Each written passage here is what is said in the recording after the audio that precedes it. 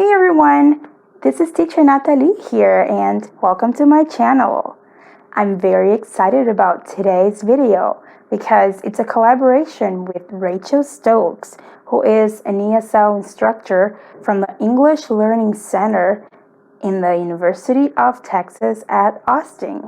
I'm also very excited because I am a former student of UT Austin ESL, yes.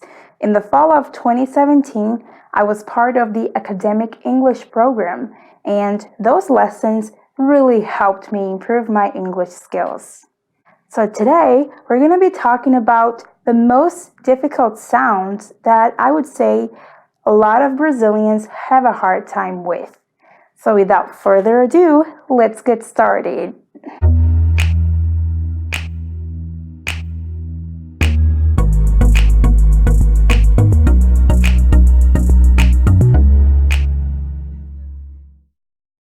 Hi, Rachel. Hi, Natalie. How are you? I'm good. How are you? Fine, thanks. Yeah, welcome to my channel. I'm glad to be here. So we have a special guest today. Her name is Rachel, and she's going to talk a little bit about herself before we start talking about the most difficult sounds for us Brazilians to pronounce in English. Yeah, hi everybody. My name is Rachel Stokes. I've been teaching ESL for about 15 years. Wow. I'm from the US, grew up in Georgia. If anyone has ever heard of a drink called Coca-Cola, that is my city is the place where Coca-Cola is from. And so there's a big museum in Atlanta. And I didn't know that. Yeah. Do you have a lot of Brazilian students? I have a pretty big variety of language speakers, and definitely some have had several recently from Brazil. Yeah. Okay. Yeah. What would you say is a characteristic or something that stands out about the Brazilian accent? Yeah. When I start, if I know that someone grew up in Brazil, and the first time I go to have a conversation with him or her, I expect that I'm going to hear a couple of things. One is nasalization of some vowels. So like, I guess the vowels being a little bit higher and coming a little more through the nasal cavity, yes, more than American English speakers would do for some vowels. And the other thing I expect, unless the person has really got good control over their English, I expect to hear some switching between and so the voiceless th and the as in Fred yes, consonant. Yeah, exactly. I think you're right. Yeah, but not everyone does that. But I think there's always transfer from your native language. You're going to bring whatever you do in your native language into a target language, and that's normal. Everybody does that. Yeah. All right. So you've mentioned the TH sounds. And the first one, I actually put number 1 and number 2 on the TH sounds because we have the th and the th. Yeah. And first of all, I think after having thought about it from other people's perspectives, it's a weird sound, isn't it? Does it feel weird to stick your tongue out and be like in front of a lot of people that you don't know? I mean, when I think about it that way, I'm like, yeah, that makes me feel weird if I think about it too hard. But one of the big helpful things that my students like to do is practice with a mirror or a selfie camera. Oh, nice. So that whenever they're working on this sound, they hear themselves, but they're also watching what is happening. Because if you can get more cues, it helps to remind you to make the change. And I think that drilling can be really helpful. And what I mean is just high frequency repetition. Yes. So every day you have a list of words with and you're repeating them not just 2 or 3 times, but you're repeating every word maybe 15 or 20 times every day for 2 weeks. And maybe even you have assistance from an online dictionary that lets you play it before you say it every time, so that you're not just imitating out of thin air, but you have something to listen to before you repeat it. And that seems to be really helpful. Yes, exactly. There's so many sounds that, we're not used to pronouncing, our muscles are not used to that. So we really have to repeat, just like you said, the high frequency repetition. Number 3, the schwa sound. I would say that this one is not very hard to pronounce, but we end up not pronouncing them because of the way, we see the word, the way it is written. And instead of saying, for example, Brazil, we say Brazil, like we stress the vowel. So could you talk a little bit about this sound? Yeah. The schwa is like, it's so important to English rhythm. And what I mean is, when you hear a word or even a phrase, you have stressed syllables and unstressed syllables. And whatever syllable is unstressed, that's where you can use a schwa. Not all the time, but you can use it. Like if you want your speech to be, the faster it is, the more schwa you're going to use. The lazier and more casual your speech is, the more you're going to use a schwa. And so being able to have rhythmic contrast, part of that is using a schwa. And so you don't stress every syllable, you don't make every vowel super clear and true, Brazil. You have to make it lazy, and the schwa brings it down in pitch. It's lower, it's shorter, it's less clear, so you get bra, bra, Brazil, and zil is the stress, Brazil. And so if you can do that in your English, and you can make those unstressed syllables really low and really just super lazy, super relaxed, you're going to sound like an American speaker, because we do it all the time. Yes, that's true.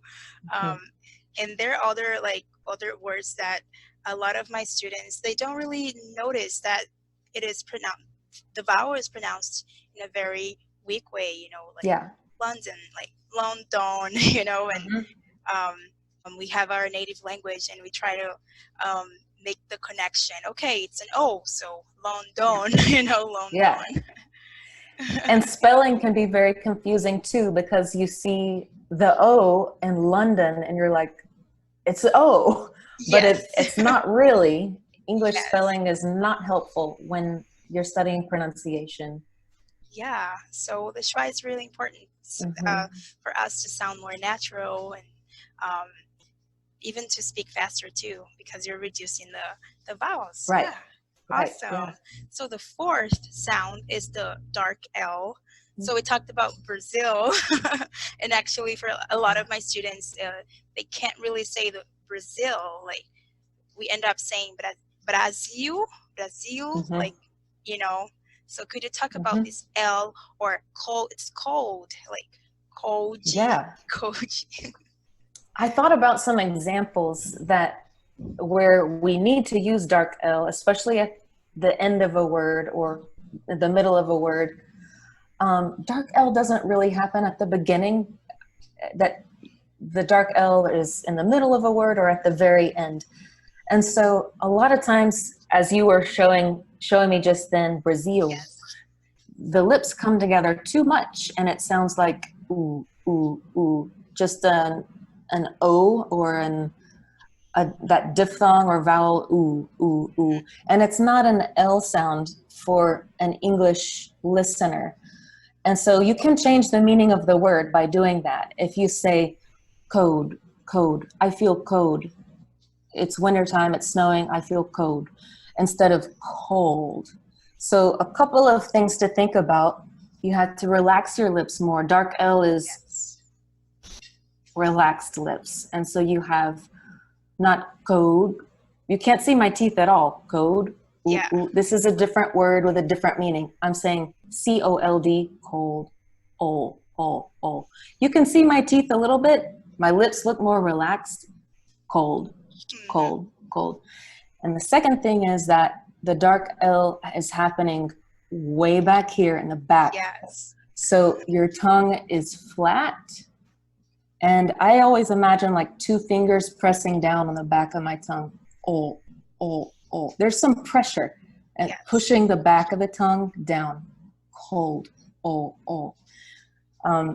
So relaxed lips.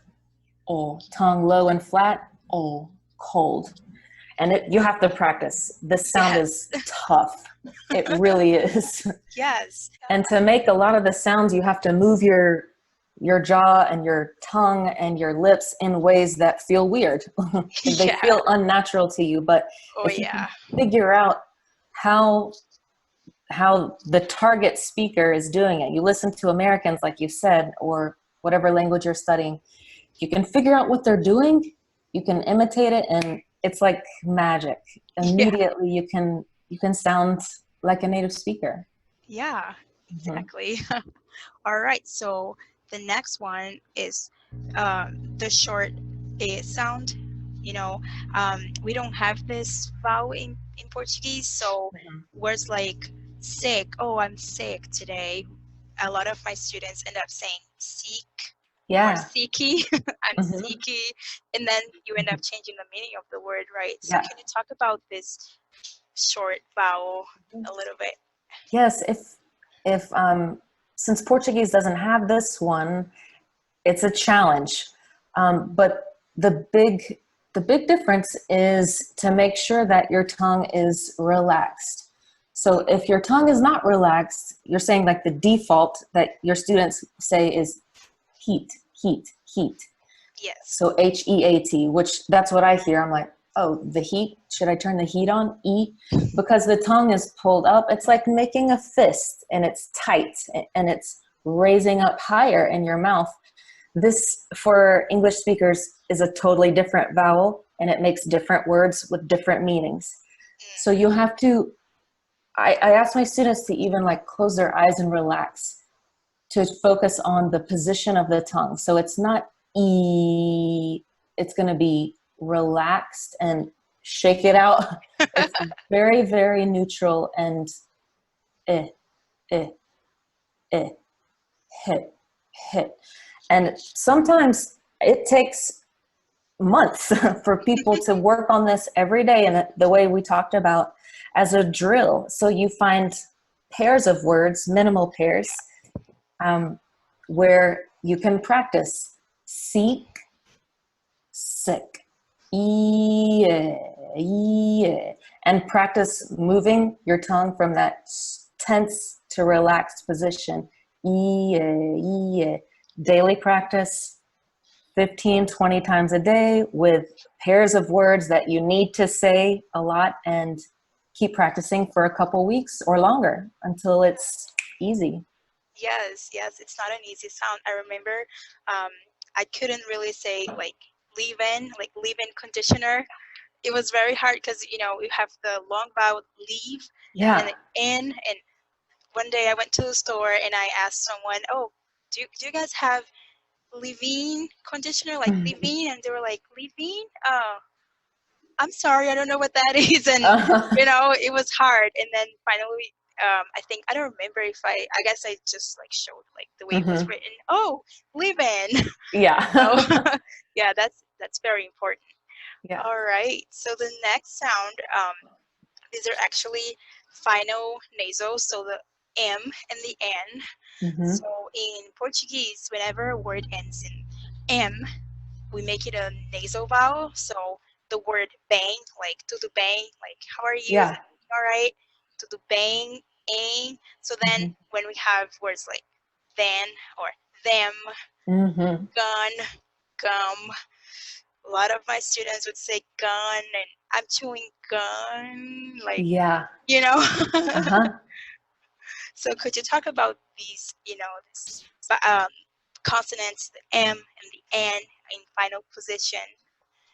Yes, and I have never formally studied any Portuguese, so please correct me as I'm wrong here. But I think um, for English American English speakers, the and consonants do not affect the vowels.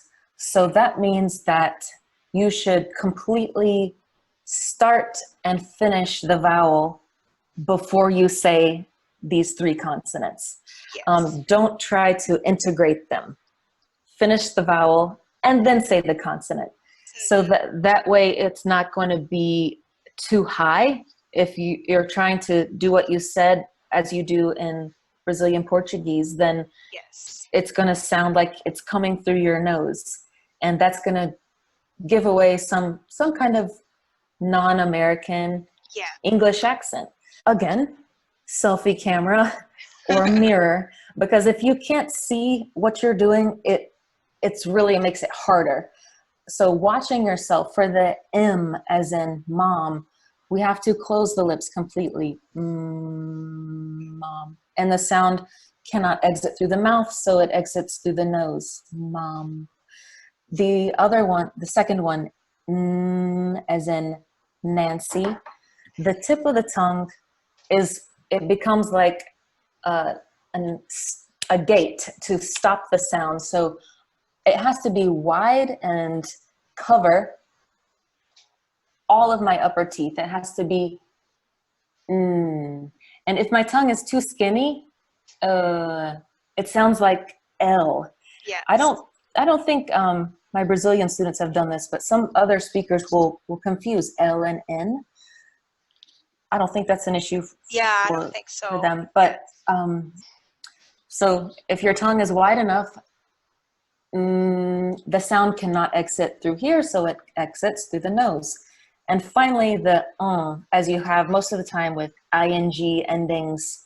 Yeah. I'm running, I'm going, I'm listening. You're closing the sound, but it's not in the front of the mouth. You're closing it in the back of the mouth. So the back of the tongue is high. And the sound cannot exit through the mouth. So again, it exits through the nose. I'm going. You can see the tip of the tongue is down, going, but the back is high. All right, so the next one is it's actually a semi-vowel, and for a lot of, I would say 90% of my students, they can't even hear the difference between, this like year and ear, or east and yeast. And I remember when I couldn't hear that difference at all, and I really had to train my ear. Yes. So could you talk about this sound too? Portuguese speakers are not the only guys and girls that have issues with this. It's hard for a lot of people. So the big difference in terms of the position is where it's happening. So as in year, Y-E-A-R, is a glide. And so I think about literally gliding around on the snow or on the water. It's just like my tongue moves up, and it glides down during the sound. So it's happening back here, but it's in motion. Year, yellow, yesterday. And you should feel your tongue move, starting from the back and down. It's high and it's down, So the next sound is the letter R in initial position. So in Brazilian Portuguese, the letter R in initial position is pronounced like a H in American English. In English, for example, the word, so the color red, a lot of my students might pronounce that word as head, or restaurant for restaurant. And sometimes it's a little hard for them to say the this sound. Yes. Do you have an R, like an actual or anything like that? in So Portuguese? it's funny.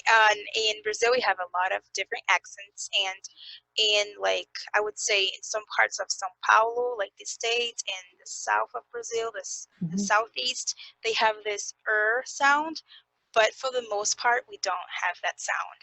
So, for Okay. example, where I'm from in Brazil, I'm from the northeast. So the word for door, porta, porta. It's more like an aspiration. But for someone from São Paulo, like the country area, they would say porta, porta. Okay. For those students, actually, that sound is not very hard. But I'd say Right. for the most part in Brazil, we don't have this sound. Okay. That's interesting. Thanks for telling me. So for the American keep in mind two things. Again, practicing with a mirror or a selfie camera. Yeah, so I like First the thing selfie is camera. you have to get your lips out. And this might also feel weird, but you have to draw them out away from your face.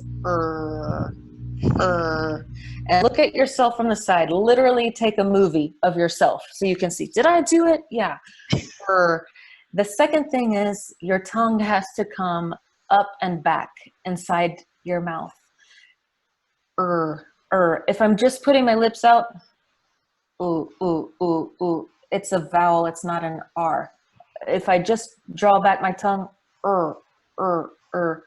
it's kind of there, but kind of not. If I don't put my lips out also, and I say, what was your example word there? Head, so red for red. Red, okay. Head. Or especially R at the end of a word. I think that British English will say ca, ca, ca, C-A-R, Yes. ca, ca. But Americans want to hear the lips out and the tongue up and back, car, So if you could do those two things, you'll sound more like an American speaker. Yeah, great. We have two more sounds. So this is like consonant cluster, the combination of R and L. So words like world and girl, these are very hard. And a lot of my students, sometimes I tell them, well, if you cannot pronounce the American way, do the British way. World, go. Yeah, yeah. Yeah, and I think the important thing is, you know, can people understand you? Yes, people can understand that. And then, but also what accent are you going for? Is it important to, some people really care. They want to sound American or they want to sound like an Australian speaker. Yes. But so for Americans and this combination, girl, girl, girl, you have to work on not only the R, lips out, tongue up and back, but also the dark L. And we talked about that earlier where the lips are relaxed, but it's happening back here. Pressure, girl, girl. So I feel my tongue up for the R, grrr, and then it moves down for the dark L. Girl, girl. My lips stay out. I don't know why. We just do that. Yeah. Girl, girl. Another example. World. World, world, world, world. And it's happening very fast. I'm doing slow motion, but you've got to work on both of those things. Yes. Yeah. Yeah, and now we have the last sound, the very last one, which is glottal stop T. This sound, a lot of students, they hear that sound, but they're like, I have no idea how to pronounce this. And we don't have glottal stops in Portuguese, so it's even harder. I'd say that this one was the hardest sound for me. Like, I remember it took me months to be able to pronounce words like written, mountain, and cotton. Yeah, glottal T or glottal stops. Sometimes I hear people calling them just a stop T. If you're saying words like mountain, right now I said t, t, t, mountain, and that's a true T. But I can also say it a little more lazily, a little more casually, mount. So the T is back here. I'm stopping the sound. Mount. The back of my tongue is hitting that little thing that hangs down. Mount and mount and.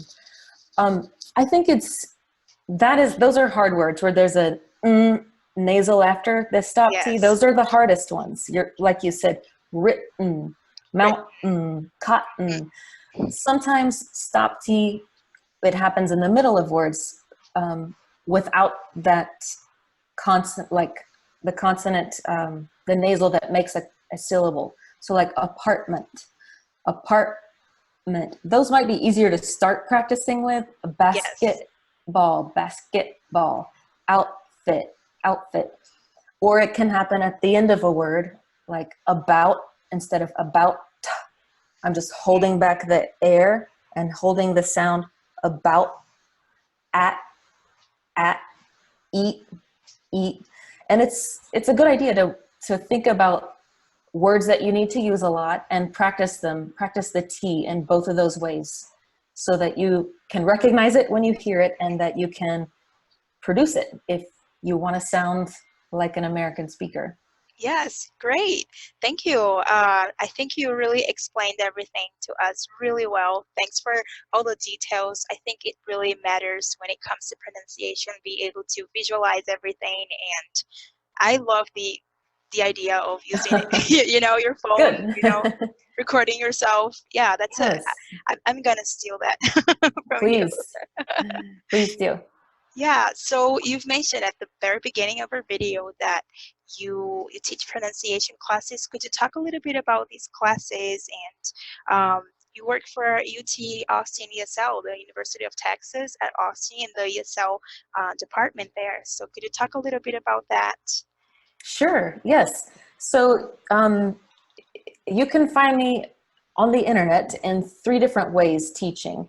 The first one that Natalie mentioned is at UT Austin. This is a 7-week course that covers all the fundamentals of American English pronunciation. And it's about 4 hours a week.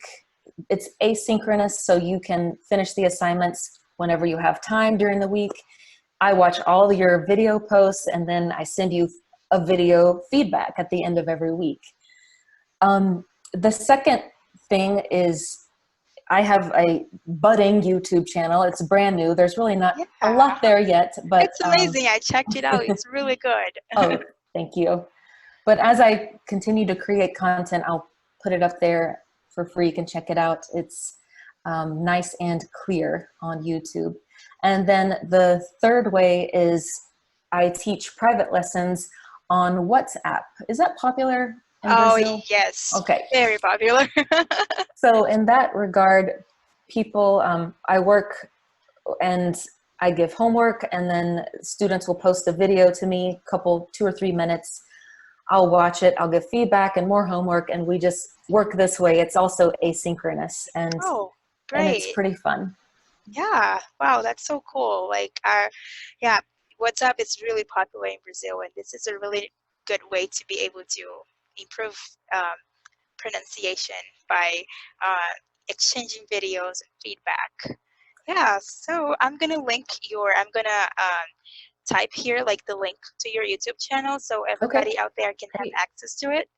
But thank you so much for participating. I really had a great time, and I learned a lot from you today.